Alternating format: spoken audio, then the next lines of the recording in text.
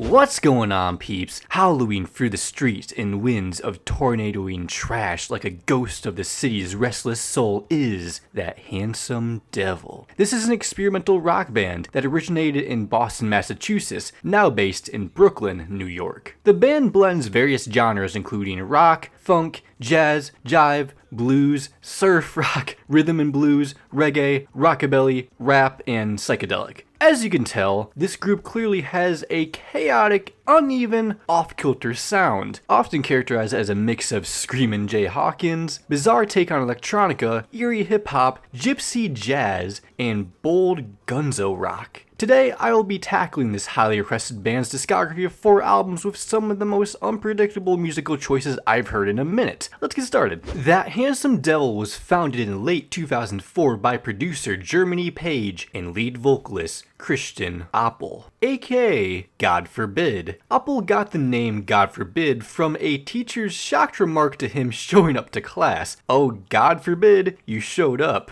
which led his friend to say, "God forbid you showed up," and the nickname stuck. Page and God Forbid had been working with each other since 1999, later getting involved with the hip-hop group Alaskan Fishermen, although some fans once believed they met in the back of a cop car. That would certainly sound like the origin of a New York band. Page was the producer cooking up instruments in his kitchen within Roxbury, with God Forbid being one of the 3 rappers. Alaskan Fishermen put out one album in 2002 called Fire and Ice before disbanding. Page and God Forbid continued to work despite the split. Page worked for a brewery at the time, so they got drunk every night and wrote material. They began with fake commercials and then transitioned to launch-style songs, gradually refining their sound. Their inspiration stemmed from a rebellion against the corporate format and a dissatisfaction with the lack of passion and meaningful music. While initially interested in obscure content, they eventually focused on a more commercially viable concept that still contained that edge. As a child, God Forbid watched his stepdad tear it up on the road and in country bars, leading to him wanting to start a band of his own. This band would be called That Handsome Devil. This name is a multi-layered concept, reflecting both internal struggle and the choice between purity and manipulation, presented as poison in a candy shell, ultimately leaving the decision to accept or deny up to the individual. God Forbid eats life and shits words, and Page eats life and shits music. Jeremy would hand a beat over to God Forbid for him to rap over, and from there they added additional elements to transform the track until they were confident with the piece. God Forbid discovered that taking walks and visiting bars were his ideal habits for writing music. They created this music as a way to cope with an outsider lifestyle. God Forbid refers to the band's music as fringe pop. They've also described themselves as a poltergeist lighting a bag of shit on the doorstep of your mind, ringing the bell and running away laughing. THD released their first single, Dating Tips, in 2004 alongside the B-sides, How to Get Money and Don't Go. Since the beginning, their music has had this early punk hip-hop feel where they make music that is against the establishment, similar to the music they grew up with like the Beastie Boys and Public Enemy. God Forbid himself has this strange, unique voice that is like a blend of Dr. Teeth and Ralph the Dog with a unique, wacky, lyrical style. His voice is a deal or no deal for music listeners. Luckily, I enjoyed the character it portrays. 2 years later in 2006, they put out their debut self-titled EP, which was written at a strip club. Standing Room in Heaven explores the concept of THD as a whole with this theme of where it's up to us to choose a path between purity and manipulation. Heaven is too crowded for him, with the temptations of hell being more welcoming for him due to the isolation. You know, I've never heard someone willingly want to go to hell before, but given the fact he's speaking in this evil, villain tone surrounded by twisted sounding jazz percussion, it could all be an act. Yada Yada continues his theme of what people choose to do when they get old, have a pure family life or become a criminal to find joy. It's about pushing yourself to find purpose until you go too far and self-destruct. Sadly, he chooses that life of crime, as heard by that gunshot at the end. These troubling decisions lead to him being hit by a car after leaving a bar plastered on Sleep It Off. He lies in the streets, waiting for an ambulance to come and treat his injuries. For some reason, he believes he can sleep his injuries off and suddenly doesn't want to go to the hospital. Maybe it's because he's low on money or his injuries aren't that severe. The most popular song, Elephant Bones, was featured in Guitar Hero 2, which featured other Boston acts. They were initially hesitant about the game due to their anti-establishment morals. They eventually embraced the opportunity, realizing the exposure it could bring to their music. I can see why they chose this song, as it's incredibly danceable with a memorable funky hook. The self-destruction continues out of fear for humanity's state, where he imagines the end of the world and speculates on the negative way humanity might be remembered afterwards when future historians dig their bones up like they did with the dinosaurs. Dating Tips is a lot more playful, with goofy sound bites taken from the 1950s to describe, God forbid's, terrible advice of getting woman. I can tell this one was written at the strip club. If she's your girlfriend, leave her alone with your friends, but let him try to screw her.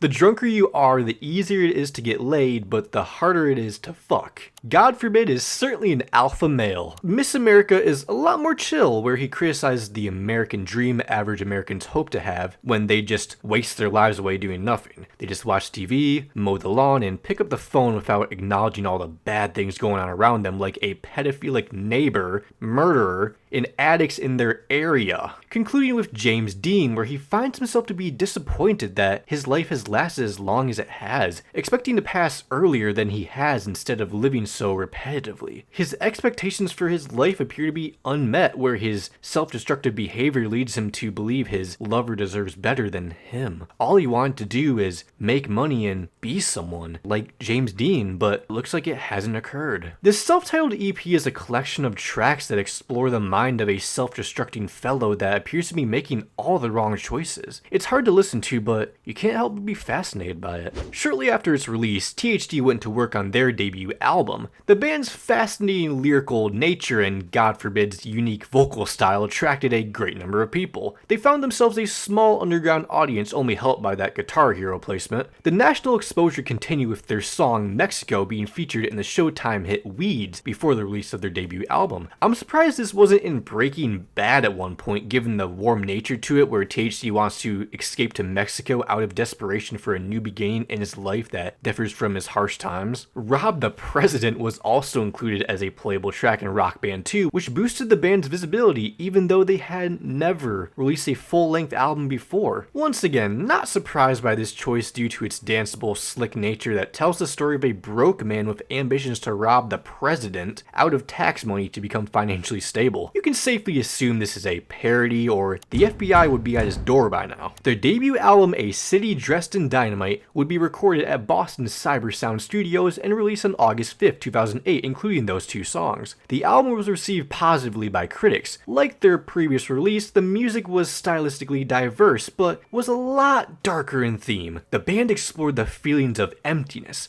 drug addiction, materialism, and death, likely inspired by the Great Recession, where the United States constantly felt like it was on edge. Kicking off with the doo-wop jazz-influenced Damn Door, where THD feels this need to kick down these doors to overcome barriers in his life. He sadly realizes that the only people he's been looking up to are criminals that influence his poor life decisions. Wintergreen follows as another funky tune with a strong hook that tells the story of a man and a woman connecting on a subway, where they appear to have the same dream of sleeping on this train, hoping to wake up in a better place compared to where they are in life. He finds himself drowning in pills that appear to do good for him in every situation he encounters. The more chill, relaxed atmosphere reflects this, as all THC wants to do is settle down with the help of these pills. He doesn't seem to fear the consequences these pills could have on his body. He just keeps taking them over and over, getting left behind by everybody in the process. Within these messages, he warns us of the dangers of these practices, even while technically participating in them through his lyrics. It's like he inserts himself into their shoes to demonstrate why this behavior is wrong. There could be times we judge people based on how they express themselves, calling them squares and casting these circles away from the acceptable bunch. Cry reflects this feeling people have when they were children expecting adult life to be a magical thing. We find ourselves disappointed to learn that we only got older and the responsibilities we have to take on now are not that charming. Kiss the Cook has this menacing atmosphere with disturbed, dark strings, frightening low sax chords, and rougher percussion. It makes sense as it details the experience of living in a literal crack house where the father is out of the picture and the mother is cooking rocks on the stove. This place is falling apart and there is nothing the kids can do about it, only following what their crackhead mom says. Viva Discordia has a similar situation, telling multiple tragic situations that result in abuse, suicide, kidnapping, and the killing of infamous terrorist Bin Laden. The sad part is that all of these situations happen every single day like clockwork, and we just watch this world run mad. Bringing us to Reagan's Kids, where he mocks how worthless people became following the assassination of John Lennon, where there was this cultural shift of hope being lost, leading into the Ronald Reagan era, a world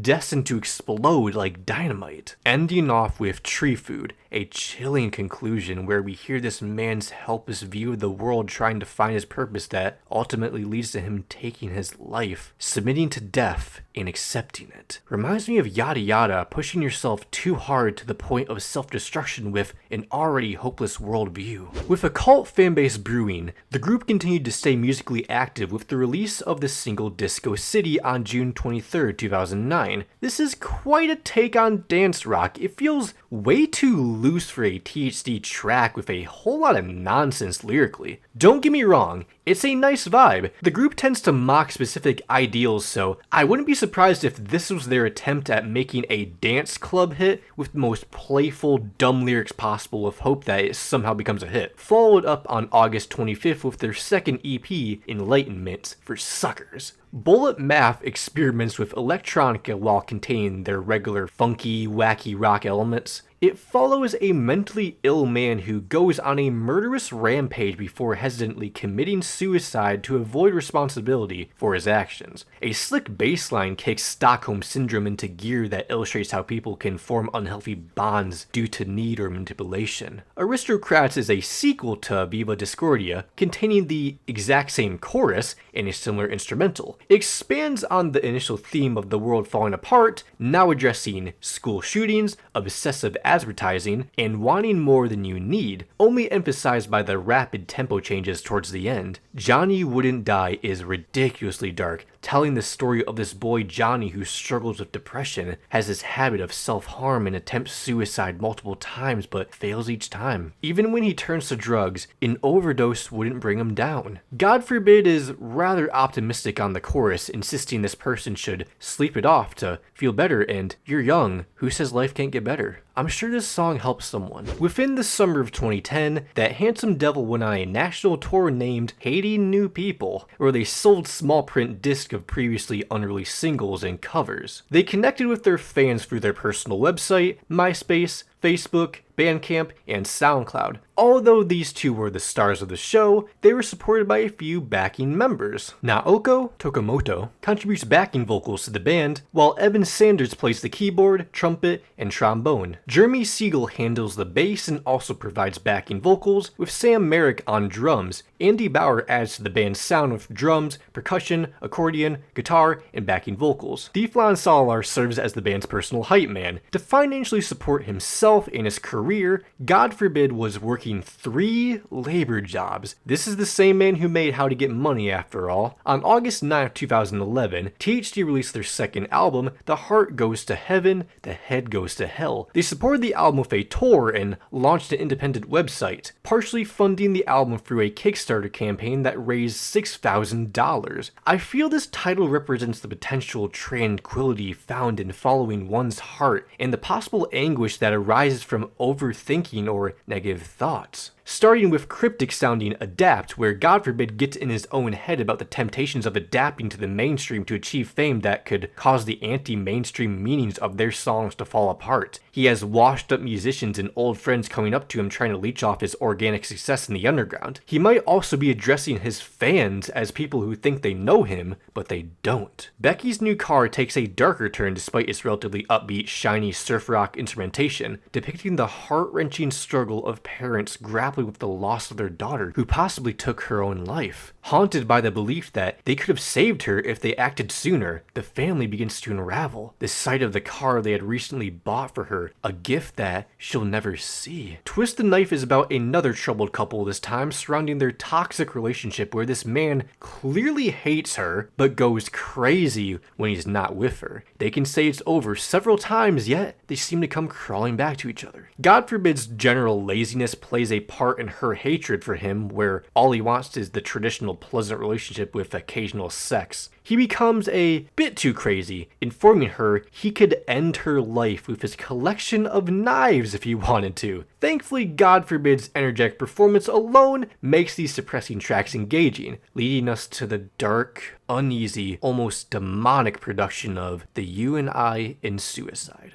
I'm not sure if it's about the same couple, but this man encouraging his lover to make a suicide pact with him sounds like an idea he'd make. Or maybe it's a metaphor of escaping to a new place better than where they are. The final track is The Soulful Party is Dead, which deals with a similar theme of the woman finishing school and the man quitting his alcoholic tendencies. They want to live a better life than where they are. I sure hope it is. Otherwise, this sounds like a vilism hymn from the depths of hell. Speaking of hell, imagine a man who is denied entry to heaven because he did good deeds only to gain entry, not out of genuine kindness. Everything he did was out of pure greed that benefited him more than anything. In the end, he becomes so insignificant to his loved ones that they wouldn't recognize him if it weren't for the name on his tombstone. His heart could lead him to heaven, but his head leaves him to hell. This man is Charlie from their song Charlie's Inferno, inspired by Dante's Inferno. A horrifying scenario, but damn isn't this track stupidly catchy. The smooth, blissful elevator music aesthetic to it, of course this was their biggest track. The rougher Karmakaze criticizes commercialized, superficial culture with the repetition being used as a symbol for how often these products like Coca-Cola are forced into our faces. THD is not afraid to have songs with unusual perspectives, with Loving Parasite following a man who grooms a young girl and feels no remorse for his actions. It demonstrates how sick and twisted these people's actions are that has everybody questioning parasitic relationships in general. If I was still single at 30, I'd be looking for a woman around that age too. Not someone fresh out of high school, but that's just me, I guess. One Last Try's darker, haunting atmosphere with a lovely accordion breaks visits a struggling drug addict that is throwing his life away, even if he looks happy on the outside. He's crushed on the inside. He promises he will get better, but lies and continues his bad habits. Eventually, he tries to get into the anarchist business that costs him, leaving him bruised and injured from a failed promise he gave to his dealers. After this, he realizes his addiction and possibly wants to give life a try. I sure hope he does. Buyer's Remorse is similar to Cry on their debut, where they get excited to grow up just to be stuck as boring adults, realizing that they can't get that innocence back. This new life, devoid of excitement, feels boring to them. Once they reach their desired destination, everything becomes a repetitive cycle of adulthood. Humanity might not be hungry for exploration as everything has already been discovered besides the ocean. There's this identity crisis on My Pen is Shive that has the man wondering why he hasn't fulfilled his potential. Similarly, Inside You is likely about a prostitute who only wants to engage in sex and nothing else. Not even pure compliments satisfy her. Those female-led harmonies are wonderful and complement the track well. It's a relationship he finds to be quite depressing by the end. In 2012, they announced their fourth EP, The Jungle Book, available for free on their website and featuring covers of songs from the original Disney movie. It most certainly exists. Shortly after they went to work on their third album, on September 17, 2014, they released the aggressive, chaotic Money Equals Love as the lead single that attacks people that use money as a way of self-worth or love over a harsher, grittier instrumental. And on November 25th, they released the album Drugs and Guns for Everyone. That gives me the feeling that this will be a fairly political album that criticizes the world's landscape at the time due to how accessible bad things are. This isn't new territory for the group, so it makes sense. Only proven on the anxious, intense atmosphere of No Roots that criticizes modern society's lack of meaningful values and the uprise in violence among the younger generation, suggesting they were raised in a rootless environment movement that focuses on conflict instead of growing as a person. Those gunshots and rougher guitars only express the reality this track portrays, taking us to the expected critique of the police, filled with buzzing synths who are sometimes necessary for survival, but can also worsen situations depending on the circumstances and the individual involved. They will want more information to advance the case, which can lead to more than just intimidation. Select people find freedom and truth through alcoholic beverages, as seen on Goldfish Brain, where God forbid sounds like he's out of his mind. Suddenly, that freedom promise isn't promised, seeing as this person wants to escape the cops out of fear, a person that wants to be left on their lonesome with religion not even helping them. It's possible that the person might have grown up in a harsh environment, as described on the rap rock inspired Throwing Up. A chaotic environment filled with substance abuse, partying, and exploitation of power, even referencing Playboy founder Hugh Hefner and Hollywood rock stars who abuse their power for personal gain. It's important to see these people as red flags that you don't look up to, especially when these celebrities go off and lose touch of reality by doing terrible things or dying on 70s tuxedos. There's this longing for a connection that doesn't feel empty or soulless. You want something real. Otherwise, you'll be outside a club each night throwing up. These influences can result in a party mom and an invisible dad, with a noticeably lighter tone and sound, with those bright keys and strings describing a mother who is out every night, passing out at random places while the father isn't in sight. They got married young but hadn't matured even after they had children, resulting in the children feeling isolated all the time, having to do everything for themselves without a guardian. Before they were married, it's possible they were junkies in love, a great piano rock piece. These two could have been stars, an actor, a rapper, a rock star, or an opera singer. But instead, they started getting addicted to drugs, which led to these two spiraling, shattering their dreams, advancing to the future, now in the perspective of the mother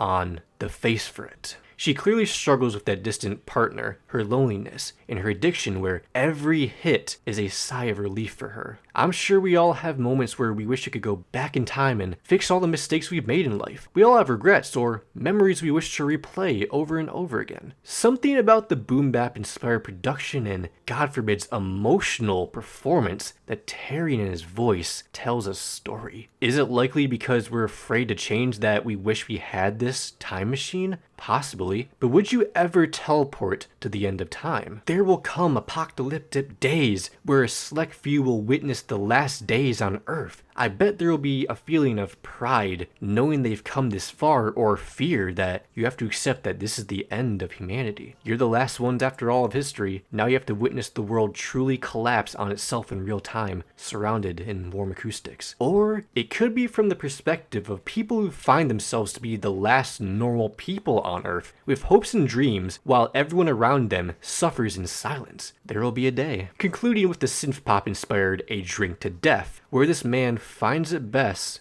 to drink himself to death to cope with his overwhelming loneliness and pain. He makes sure his glass is always full just to never know how many drinks he has had. What a depressing way to end this roller coaster of an album that illustrates how drugs, alcohol, and crime can affect your well-being. There's even a mock PSA on opioids manipulated to state the opposite of what it means. Following this release, there was a major 3-year gap between releases filled by live shows, vinyl presses, unreleased THD songs seeing the light for the first time, and other side project ventures. It's clear that they had a strong cult following. There was this silence on new music though. One reason being their habit on each record where they go into the studio to finish a song just to find inspiration to write another, creating this endless cycle of creativity that never stops, delaying future releases. I can also tell the group doesn't want to be a contract obligated famous band and enjoys the life of living as a underground band. This means they take more time to develop the music until it's just what they want, or they find inspiration from an event that happens in their life. As the silence was broken by the EP History is a Suicide Note on April 14th, 2017, inspired by the first 5 months of Donald Trump's presidency. Beginning with the catchy alt-rock piece Savages that appears to be about abusing drugs to fill an unknown emptiness in his heart caused by the current economy and a lack of purpose, while God forbid walks around the streets looking like a homeless man in the music video. But you can't discuss Trump's presidency without the mention of